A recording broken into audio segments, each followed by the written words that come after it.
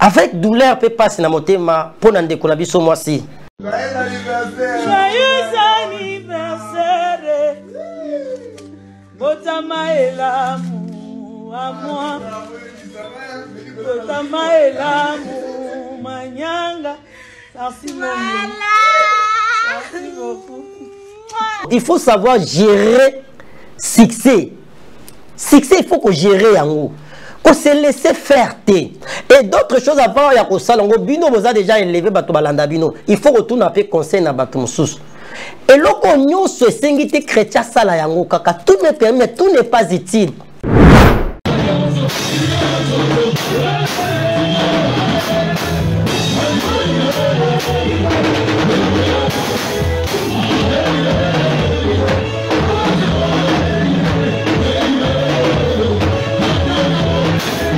Église eza place ya kosala biloko ya boete, eza place ndako esantu, eza ndako esantu e biloko ya boye et ozo bamba e bambongo, ça c'est un scandale au sein d'une église et ça la maraté. Yango ne tolobi, est-ce que même papa na biso ba sonika futa, est-ce qu'il peut faire tout ça? Ma papa na biso baroute ka son que son âme repose en paix. Est-ce qu'on benga un musicien profane, un danseuse profane a matissé na cherabi na ya bamba e bambongo? Non.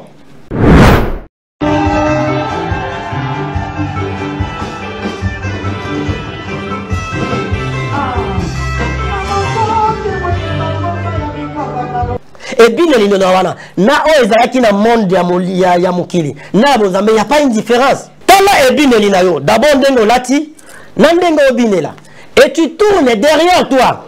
Il y a des frères, il y a des papas, il y a des responsables au baotala yo. Ce qu'on ndo zobinela bato baotala yo la sima. Mitema na bango ezandenge nini? Biso no sotoyebi azalaka danseuse et pas Kofi et pas JB. Abongola motema selon ba dire naye. Mais par rapport à témoignage naye, naba acte ou azo sala au sein d'une église, ezo balanate.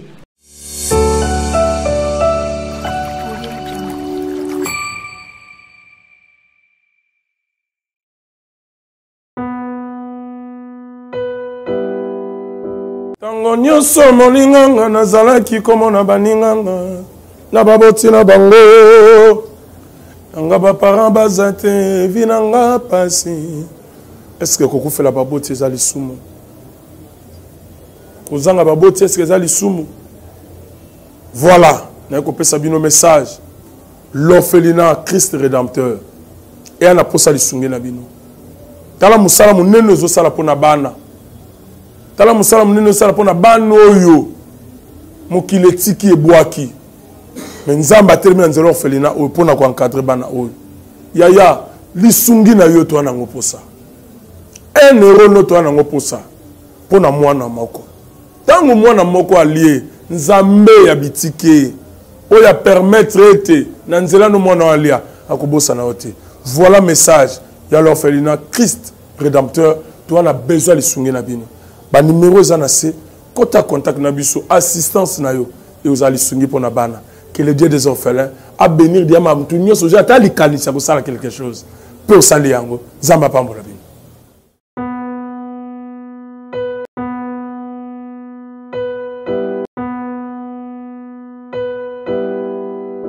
Bien-aimé dans le Seigneur, papa, maman, de Komosi, Tomobali, Bino o bozui susoliba kumalamu ya kolanda biso bisika bozwami eza wabino l'homme de Dieu le prophète Gelor Kasai et Zambé apambola bino nalingaki avato kota na émission na biso to banda na losambo Zambé apambola bino.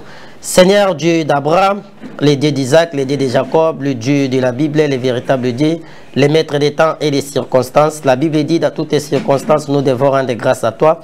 Nous te rendons grâce parce que yondo lingi bisoto lobal susu liboso ya peuple na yo. Tokabi moment o na maboko na Nzambe. La Bible dit dans les détresse ils crièrent à l'Éternel et l'Éternel avait envoyé sa parole et la parole les a délivrés. Tu kete maluba o tokoloba Nzambe et ma consolation na mitema ya bana na yo. Da poussenyo so musika ozo confesser kombo na yo te dans le nom de Jésus Christ de Nazareth. Je suis prié. Amen. Bien aimé dans les Seigneurs de Tolba Liboso, Eza Bino, Obomesana Kolanda, prophète Gelor, Kasai, Nzambe, Apambola Bino, et ceux qui toye l'issou Liboso Nabino, ko partager Maloba Nzambe, bien aimé, toye pour na kobuka motute, toye pour na ko critiquer, mais toye pour na topé ça. Éclaircissement, il y a ma commune en Zambie par rapport à ce qui se passe bien aimé dans les Seigneurs. Vous voyez que ces derniers temps, Babi Ezo Salama tellement ébélé. Na niveau il y a église, na niveau il y a politique, na niveau il y a comédien, partout bien aimé dans les Seigneurs. Mais biso toye kolobela o ezali na part ya Zambie na makambu ya église. Pourquoi? Parce que l'élo église corps du Christ. Il y a des choses oyo komi ko salama et komi ko pesa batu pasi. Ba scandale et l'équipe tellement ébélé. Il y a d'autres personnes qui commis ko pengwa pour un comportement il y a biso oyo basali en Zambie, je mets en général.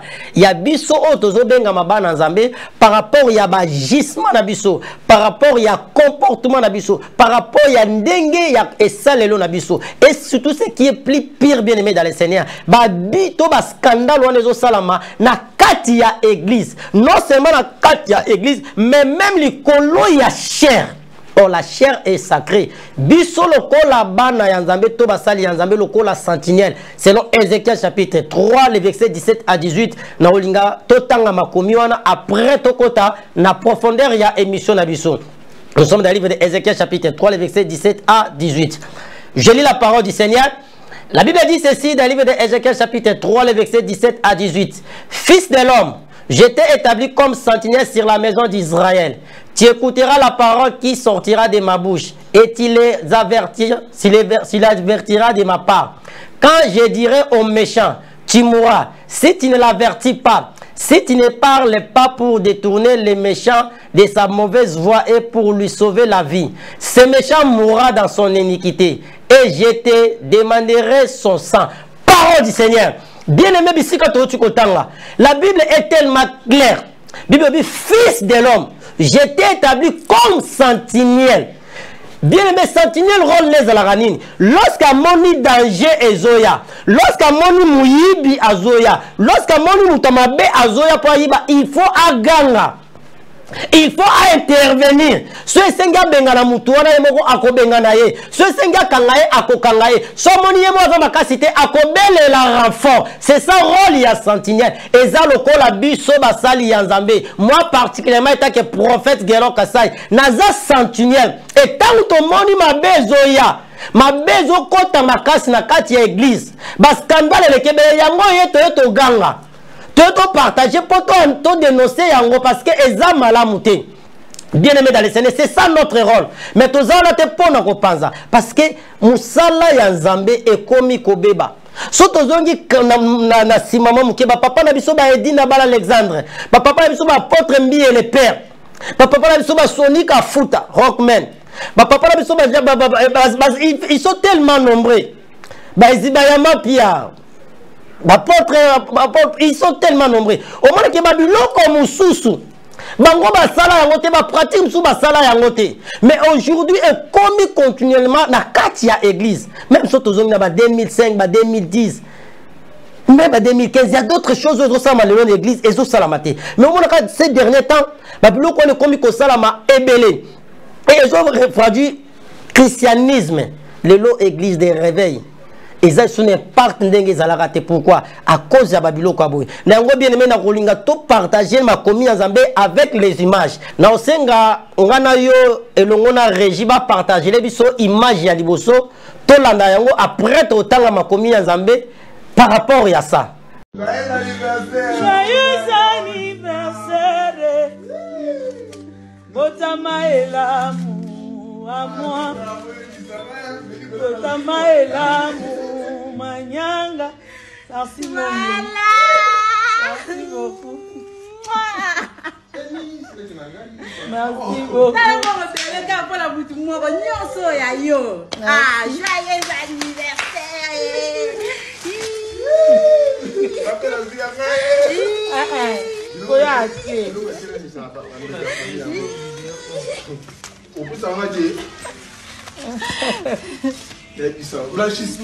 Ok, bien aimé dans le Seigneur. Voilà, bataille si une image de la nayo. Avec douleur, peut passer dans mon thème pour n'en décoller sur moi si. C'est quelqu'un je l'apprécie beaucoup ndenga sala kamusala nae Zamba Pambolae. Vous savez, ezala babilo on sous biso ba chrétien. Tokoki ko sala yangote.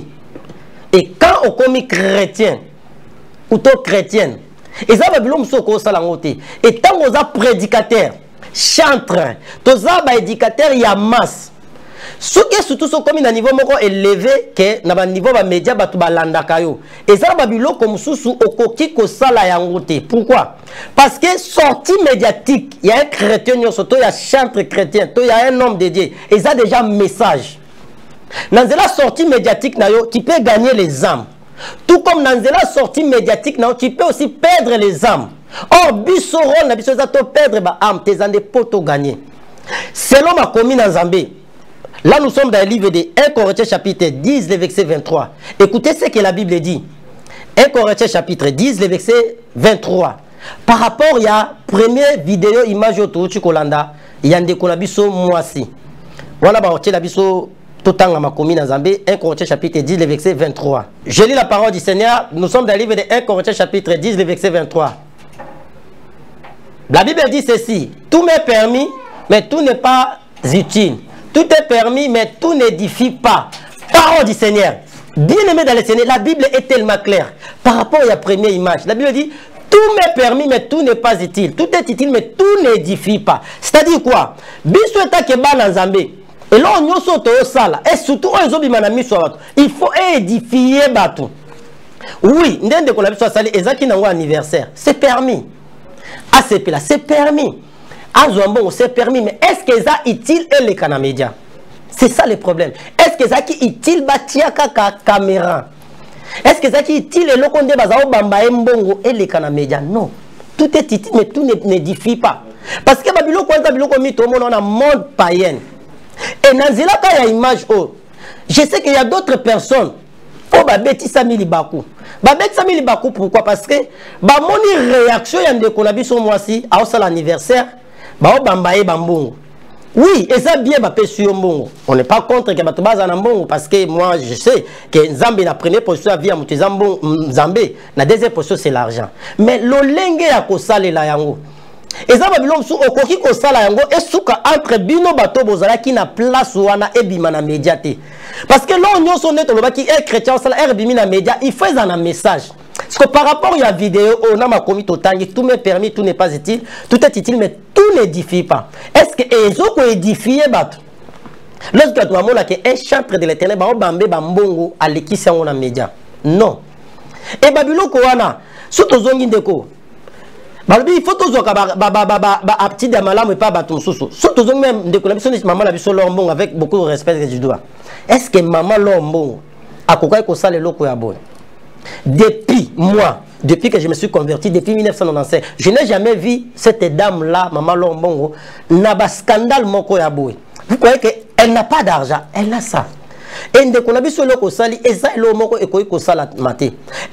choses avant, il y a déjà élevé bino. Il faut retourner à conseil na batumsus. Et l'okonyo se sengite chrétien sala yango kaka tout me permet, mais tout n'est pas utile. Et ça nous permis ba sala yango, mais ça est utilité. Et tant que moi na Nzambe, message ni nous lancer dans le monde. Et la Bible dit ne donnez pas l'accès au diable. Et na baba attitude ya boy. Ba te belé ba ozwa nzela ya ofinga biso ba chrétien. Et vous devez savoir, vous les chantres chrétiens, un jour on en parlera à long et à large. C'est tout un message, c'est toute une évangélisation. Quand peut-être ma chante ming ba ba monter. Quand yemba na bino za déjà évangélisation. Bon, gagner batou et belé, tout comme on perdre peut batou et belé. Mais regardez aujourd'hui, comportement bande kunabi so ba chantre. Et ça la maraté. Zambé a pamboula non de comment si prochainement Babylone il faut éviter ça. Et ça ezoko édifier. Ça les locaux ezoko édifier batu ndengo yembaka, batu bazo zale édifier, batu bazo pambwama, batu bazo bika, c'est ça. Kokota na kati ya ba makamu mususu ya boité. Et l'élévation et ya kana makamu nango, il faut savoir gérer succès. Succès, il faut que gérer yango. Qu'on se laisser faire. Je me rends à bino batu bo landa biso tout solo là. Toye wana te pona ko panza. Toye wana te pona ko zokisa mitema batu. Toye wana te pona Pendant ou bien que tu connais là qui loin de là. Ce que vous devez savoir, lorsque image est bimi derrière toi, c'est-à-dire l'équipe n'a pas média monde natie ba moni yango. C'est-à-dire mutu na mutu azana raisonnement na ye. Mutu na mutu azana ndenga zozwela yango. Ce que biso eta ke bana nzambe to tanki na Ézéchiel chapitre 3 eta ke sentinelle. Et to moni image ya mabe l'équipe na média. Yango to l'équipe poto lobela yango.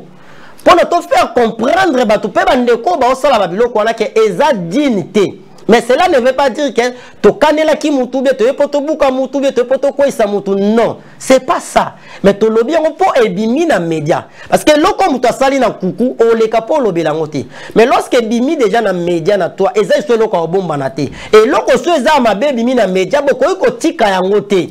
Parce que ko bon tambouma. Il y a ma bena batu mususu yango moni tozo lobe la babilo kwa boy. Donc yango to neto me ko faire comprendre et ça te que to kaneli mutu be to na problème on a moto loin de là.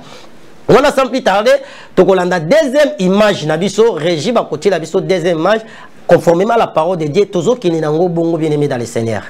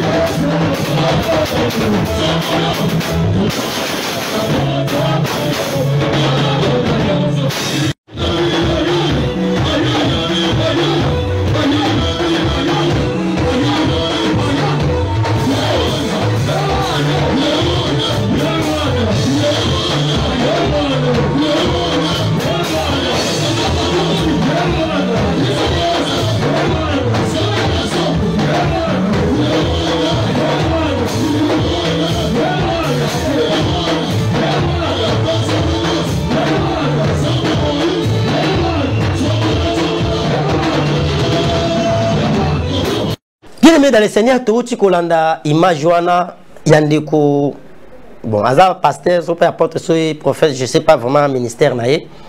Et l'autre islami na katia église. Dites bien na début à émission na biso. Pourquoi nous parlons beaucoup de l'église? Parce que et l'ongwe biloko e cause la libanda et côté au sein d'une église. Non seulement côté une église, mais matiti na chair. Or la chair est sacrée. Je sais pas ce qui bat dans un bébé to ba pasteur to ba sala dans bébé ba yeba ka importance ya chair. Et pourquoi même ba séparer chair na par vie place ba to bazanase. Chair est sacrée.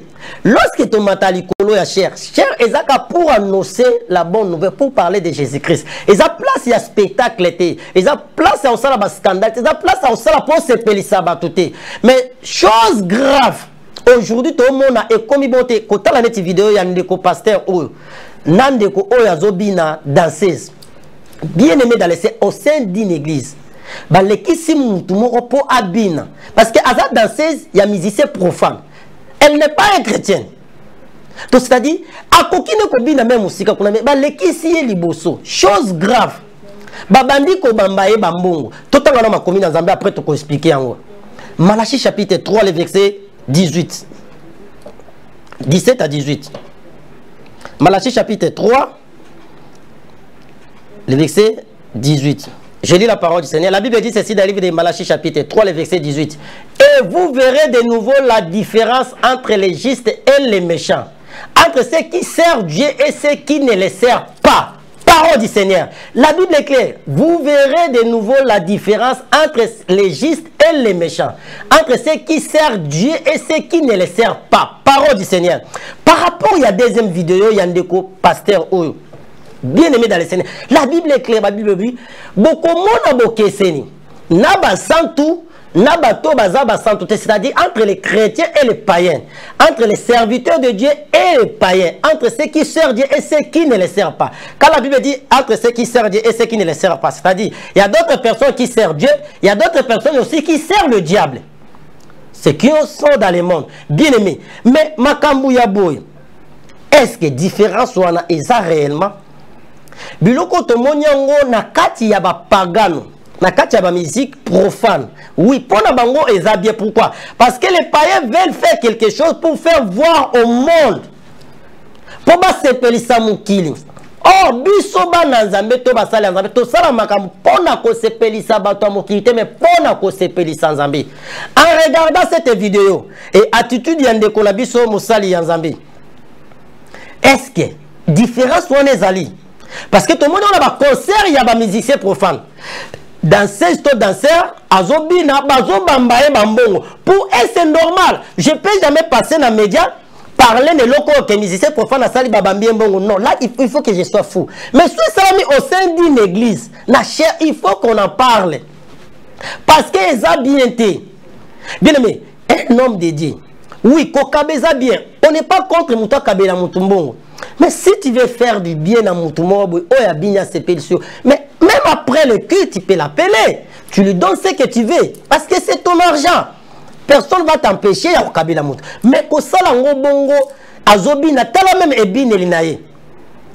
Et Ozo Bambaye Bambongo, ça c'est un scandale au sein d'une église. Et ça l'a maraté. Est-ce que même papa Nabiso Basoni Kafuta, est-ce qu'il peut faire tout ça? Papa Nabiso Baroutka son âme repose en paix. Est-ce qu'un musicien profane, un danseuse profane, a matissé na cher Abina ya Bambaye Bambongo? Non. Papa Nabiso, Baene Nabiso, Baosala Yangote, Baosala Yangote, Bambakadi, Azwa, danseuse païenne, avec qui c'est la chair azobina, aobambe bambongo. Non, et ça la maté bien aimé dans le Seigneur. Et biloko yo, to komi koyo qui s'enzambe sont les chers hommes de Dieu. Vous devez changer. Vous devez changer. Même bateau biso to fingaka, obino bo fingaka. Ba catholique, vous ne verrez jamais un prêtre à salelo kwaboy. Un prêtre catholique, je dis jamais. Ceux qui m'ont dit que a exalé salama, un prêtre en pleine messe, a joué à l'équipe dans 16 mots profanes, Alex Amédia, Alex Aptin, je ne crois pas. Un prêtre catholique au salon. Pourquoi? Parce qu'il respecte ce qui est sacré. Ce qui est sacré, il faut la respecter. Même si un homme, il ne peut jamais faire ça. Mais au coup de la quatre églises de réveil. Nous avons même année 2000, 2005, 2010, même 2015. Toutes ces choses, les ont quitté. Et comme moi, dernièrement, il y a un groupe, il y a un modernisé en église. Oh, ce n'est pas ça. Le scandale à bout. Le scandale à bout. Wapi différence. Wapi différence. Na kati ya biso batoto sa la Zambie na ba pagano. Et lorsque bimina toi, vous savez combien batu baza blessés, combien betisi batu belé mabako, bien aimé dans le Seigneur. Comme ça. Église eza place ya ko sala biloko aboete, eza place ndako esantu. Eza ndako esantu et biloko aboy. Batu belé lelo, ba décourager. Comme malam kutu assemblée na ndaku, malam zonga na catholique, malam kutu assemblée te pour la réaction ya boy. Et to komi koyo ki sanzambe soni. Biloka boy tozo triste le Saint-Esprit, chers hommes de Dieu. Boye bande ni nya ko sala makambu. Il y a d'autres choses, il faut en maîtrise nango. Appeler et danseuse profane. Elle danse devant les gens. Ozo bambaye bambongo. Ça ne se fait pas. Eza soni, tozo qui s'enzambe soni, ezo sama likolo ya chair, et vous oubliez que chair est sacré. Bon, je sais pas vos églises là, hein, mais ceux qui église les églises en Zambie, la chair est sacrée. Bah ko l'excelo konyo sauté. La petit exemple basé belé ba papa na biso ba kizamina. Ba Jabosko Kindomba. Ba Espérant Bakad. Ba ko sa biloko aboité. Yango tozo ba bien aimé, biloko abo et ça la maraté. Vous savez pourquoi? Eza concerté. Ils ont concerté, ils ont kilt. La kati ya église. Bato ba yeba vandi na baba. Ba yeba yo kaliloba na Nzambe. Ba yeba zala édifier. Mais to ba yeba monisko pasteur. O komo bamba danseuse moko a uti libanda azobi na komo bambe bambongo. Tandis que bato ba vandi na baba ba uti banda kubaye. Bato ba pesa rabino bo frande wana. O ba tchaka bo frande. Ba pesa ko ba dim. Ba action de grâce wa bi to soutenir musala ya Nzambe. To soutenir dadi. Comme on a bien badadi. Bon, to soutenir dadi. Ba peso ba dim, ba action de grâce bo frande. Est-ce que ba mona ba vanda wana? Misu bazana bazana ba problème. Mukolomote pasteur, aux hommes au bambaye. mukolo to benga yo pesa ye mais ba moni mutu moko e danseuse moko akuti libanda aya koti azobina yo zo bamba ye bambongo oyebi combien siko bitema ya ba chrétien oyo ya ba fidèle bavandi baza blessé pourquoi parce que bayebi ki biso to vanda na pasteur peut-être même soupe ba bandi église ezalaka mukie ti lelo etombwami pe ata un frère pasteur bazwate ata un frère mais mutu mobo e danseuse mobo ayeka poninga bino na kenda da epe aza na pe fidèle église wana te ka aye mukolo moko abini obambi ye bambongo tandis que bato baza wana pe baza pe na ba besoin oyebi combien siko blessé mitema bato wana c'est qui vous donne de l'argent mais opesa ngo epa ya bato mobo donc eza neti gaspillage eloko epesa nga pasi les fidèles sont là bandimi bavandi bakangi maboko baotala pasteur na bango aobamba danseuse moko mbongo après kene nango bino bovandi mais non il faut sortir bon bima na église abo ça montre clair que kuna nzamba zate ce n'est pas une église de Dieu bovandi ndengeni biloko bozo salama au sein d'une église mutu mo ba otili banda chantre mo danseuse mo baobamba mbongo bino bopesaka o bino peut-être mususu avandi nzala abimbo nanga na opesa ngo nzambe pour contribuer à Moussala Nzambe, danseuse mais bovandi. Mais il faut bima. Dieu vous montre d'une manière claire que kuna nzamba zate nzamba lobi na zakunate. Mais bino bovandi bokangi maboko. Au moment de l'église aboy. Là je donne raison à son excellence ancien ministre de la justice, papa biso Costa Mutamba. Il avait totalement raison. L'église ya okanga yango. Il faut arrêter ça, il faut pas qu'une église aboy. Ça ce n'est pas une église. Et comme il est club membre mutualité, oui. Mais ce n'est pas une église, mais ba fidèle bovandi. Donc, les Bibles, bazala miso omona mais ba omona te, ba na mato ya koyoka mais bazo yoka te parce que ba aveugle bino. Vous devez sortir, ce n'est pas une église. Bino kasi nzamba uta likolonda bando ebisa na mato omonya wa nazate te. Bible bi bokoye babango na misala na bango. Misala o nyoso salami o kato omona na vidéo bomoni. Ezola kisake, il n'est pas dédié.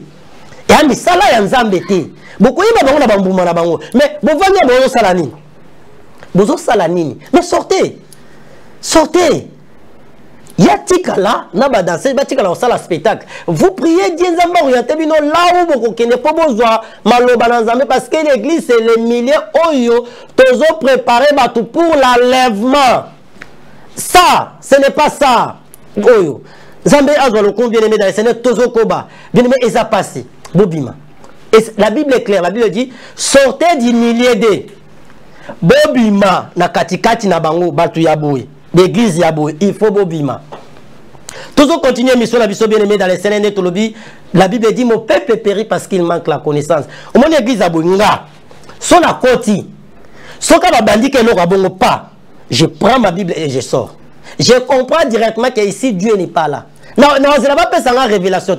Mais le mal est que les chrétiens d'aujourd'hui, surtout les Chinois, batanga ma commune dans Zambé, connaissance exacte, bazome ma bango karaboué, le col aveugle, la zone même aveugle. Non, il faut avoir la connaissance de Dieu. Il faut lire les Écritures. Ceux qui m'ont attendu la Bible, à mon cabilo, à comprendre maman en Zambé zate abîmé. Mais yo comme autant la Bible était au Kanyama Boko, c'est qui chose grave. Il y a même de ceux-là qui va embêter ma boko. Donc, ça date d'une bêtise. Avec vous, tu risques d'aller en faire pour le le sali est individuel. Bien aimé ma soeur, mon frère, sort. Pour la sali na yo. Pour la sali na yo. Le sali est très important. Zambé apambo labino. Toujours continuer émission Nabiso, bien aimé dans le Seigneur. Toujours quand on a dit, il y a ma cambozole canabé glindé, toujours ko attaquer mon tout mais toujours la vérité. La vérité doit être prêchée. Nous sommes là pour dire la vérité et qu'elle est sentinelle. Et na moni muto encore tapwa yi babilo comme konzinanga. Oya futaranga na rebelle là. C'est ça. Dieu notre Père. Nous sommes ses serviteurs. Et tout le monde m'a dit, il faut te bel et soutenir les qui na média, toko les capés na média. Oh les qui na média, toko les capés na média pour nous dénoncer yango. Toujours continuer. On a aussi on a régi. Baba la célébrer sur troisième vidéo. Toujours des choses qui se passent toujours. Nakati église. Nakati église toujours. Bas scandale. Il est tellement belé. Ndeko ako balancer les sur troisième image. Kuna. Tolandango longo na bino.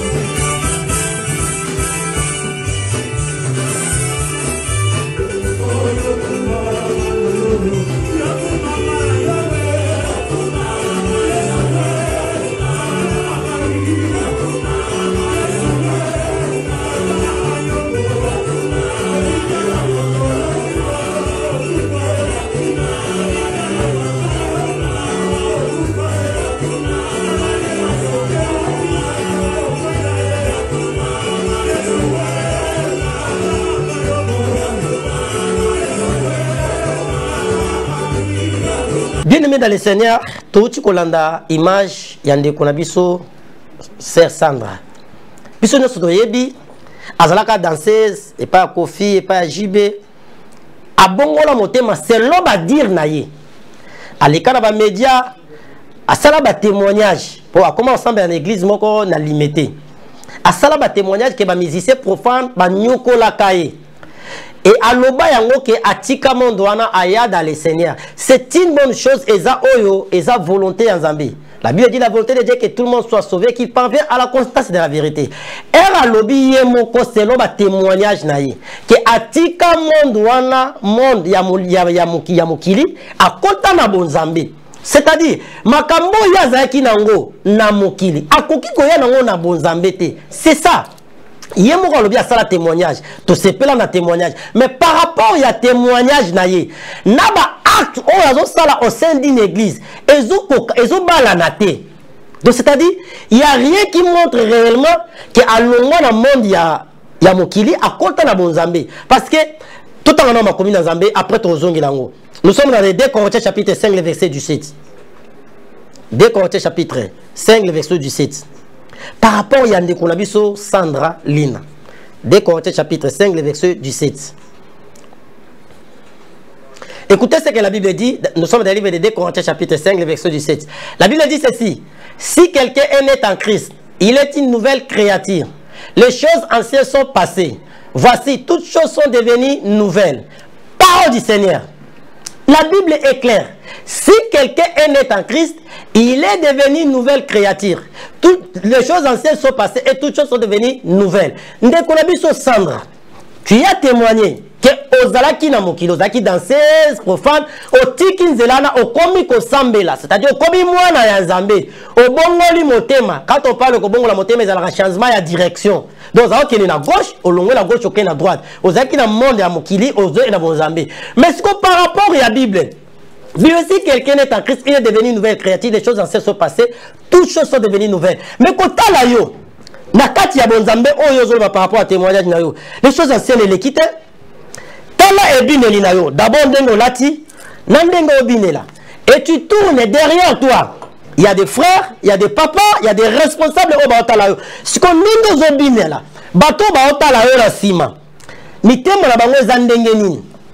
Message nini ozo transmettre na bato bazala simana yo par rapport à ebineli wana. Et ça scandale. Ebineli na wana na o ezalaki na monde ya mokili. Na bozambe, il y a pas une différence. C'est le même. Ezaka malobande lobi abongoli motema na eva acte. Pe bakso ezandenge moko. Oko bongola motema ezaka na malobate. C'est par les actes. La Bible dit beaucoup yeba bango na misala na bango. Nous les chrétiens ba yeba abiso par rapport ya misala. Parce que le mot chrétien est utawapi. Après avoir le jour de Pentecôte, lorsque les disciples bayambi le Saint-Esprit, mon est ba chrétien, ce sont les païens. Ba moni makambo ezaka ko sala manachos. Ba moni makambo ezaka ko sala mais pas Jésus-Christ. Ba moni ngo au sein des apôtres. Ndemba toana na ville ya Chos ba témoigner babi réellement bato baza ba chrétien. Mais yo e bato ba otala bo ebineli na yo. Et ça ka mo pagano. Tala bato baza na sima na yo. La scandale. C'est ça, ils ont différence. C'est-à-dire, comment on monte mes amis à ma sœur? Ils ont bien des témoignages qui. La qui ça si koyo témoignage par les œuvres. Batouba mona réellement, réellement notre sœur. À l'ongwa penzana mokili à comment la bonzambi. On s'en met à l'église na limité ah. Mais la qui ça va tout fouiller à Saint-Esprit. Oh ça scandale. Dans sa au sein d'une église. Et batouba ça na simanayo, otala. Combien la nzambe eza bien. C'est une bonne chose dans ce pour dire. Mais le lenge ya kobini là. Le lobo yebi ke na kati église. Et bineli oyo même ba chrétien ba koma kobina ezo correspondre tena nzambe. Donc ndeka ba paye ba bina, ndeke ba chrétien ba koma kobina. Ndenge même rythme surtout so kena ba drummer. Ndenge rythme ba drum ezo beta louange. Quand on ba mona on a ba musicien profane. Donc so ozu ko to moni de ko la biso nde ba kakonde ba betaka. Oyebo na kati église réveil au monde va ndenge moko. OK bon moni ndenge ba sala kuna orchestre ba ya musicien profane yango za na kati église. Mabine za bien ko bine na Nzambe mais lolenge nini? Lolenge ko bine la yango. Et autant ndenge même olati. Bible obi ke moi sala ta d'une manière décente. Olati na lambe kangi yo nzoto. Après te misu na siliboso ya bato. Donc on zo pe musande bato. Ozo ça la scandale. Ozo beti sabatu liba parce que là tu nous mona là tu n'as bete kanyo na autres. Et les kolo talande ozo binela. Chers enfants de Dieu. Toye bandenge ni ko se comporter dans la maison de Dieu. Ndako nzambe za place ya osala ba scandale te. Dieu nous jugera. Bino bo sa bo comme ba scandale. Pona bantu ebele nzamba o juger bino. On dit dans le exemple, même pas un musulman. On est là, un musulman, à côté de Maliboso, il y a un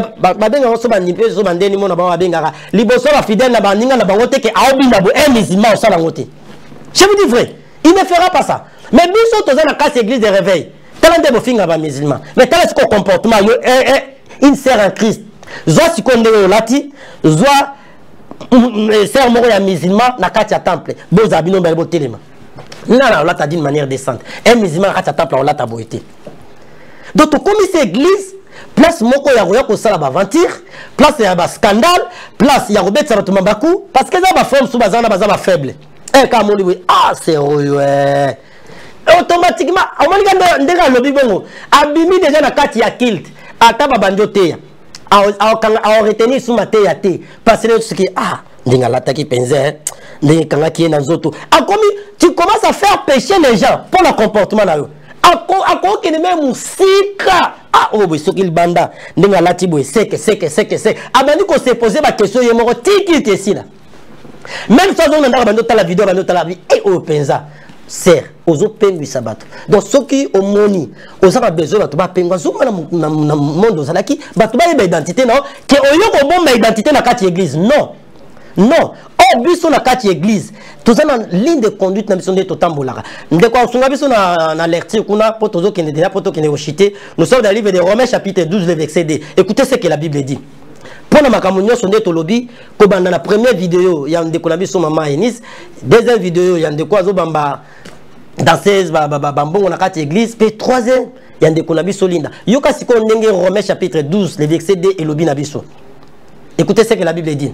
Ne vous conformez pas au siècle présent, mais soyez transformés par le renouvellement de l'intelligence, afin que vous discerniez quelle est la volonté de Dieu, ce qui est bon, agréable et parfaite. Parole du Seigneur.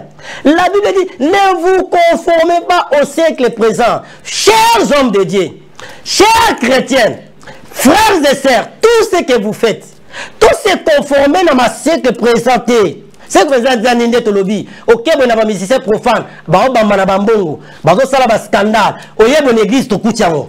Tout na bango. Oh, Bible, tout se conformer na bangote. Vous avez un serveur, vous avez qui danseuse, vous avez un mabé, vous avez un autre au kangama, vous avez une église, vous avez un autre. Non. Ne vous conformez pas au siècle présent. Oh, nous sommes au salana, ils ont biloko ils ont mokil. Et quand tu mutubo konzali kolote, contrairement et ko raté na yomoko, on to pratiquer yango, on raté bo konzali kolo. On risque ko participer na bato bazaba faible. Parce que dans nos églises ou dans le monde où le balanda, nous sommes forts. Il y a des faibles. Au cas où monde bon, et si la pengui. Alors l'église na bango yango. Tala bango ba te ya biso ba pasteur, tala bango ba sœur en Christ, tala bango ba frère, tala comportement na bango, tala la teli na bango, tala lobeli na bango, siko biso to kesa ni. Ne vous conformez pas au siècle présent, chers hommes de Dieu. Nous sommes presque à la fin. Bien-aimés, toza walande toloba ki nezeke toza ba sentinelle. Tolobi potobet sa mutliba koute tolobi ce qui est vrai parce que marambo to denonce et bimina miso ya bat. Toza na posa to sauver bat parce que c'est ça notre rôle. Rôle la biso pour sauver les âmes et non pour perdre. Donc c'est-à-dire ceux qui te moni vidéo image moko bimina toi. Ozo mema bat na perdition. Ozo pengu sa bat ozo décourager bat nzela nzambe biso to koya to koloba pendant tozo sabat na nzela nzambe.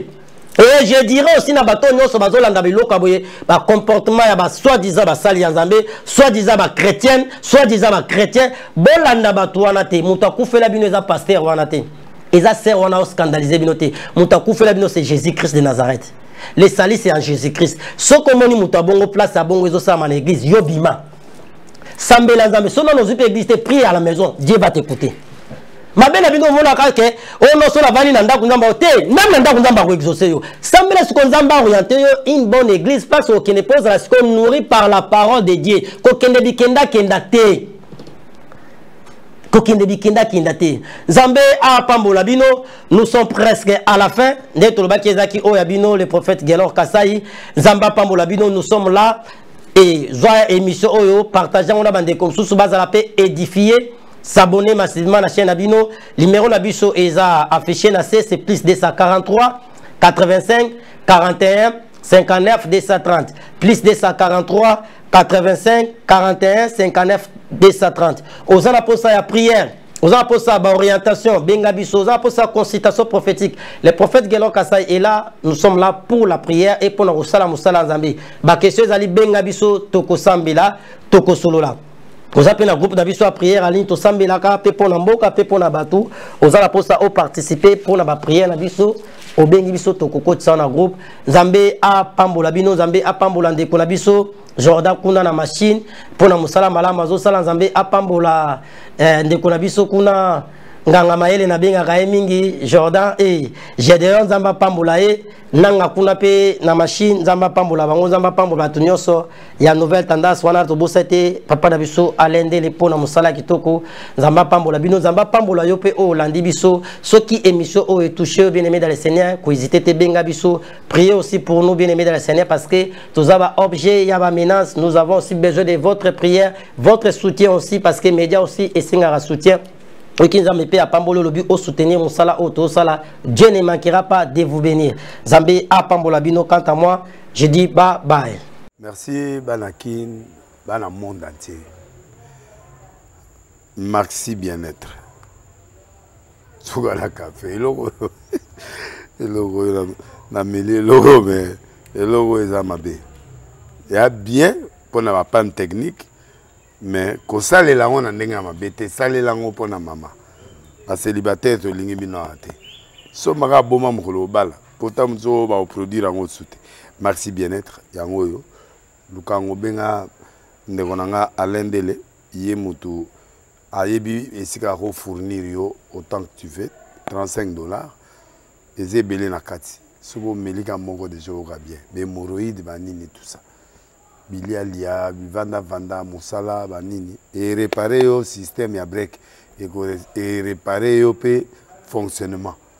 Fonctionnement ya break de break, donc et son fonctionnement ya bien. Tout comme les Congolais. Les Congolais, tous ont gagné le match. Ils ont défaite.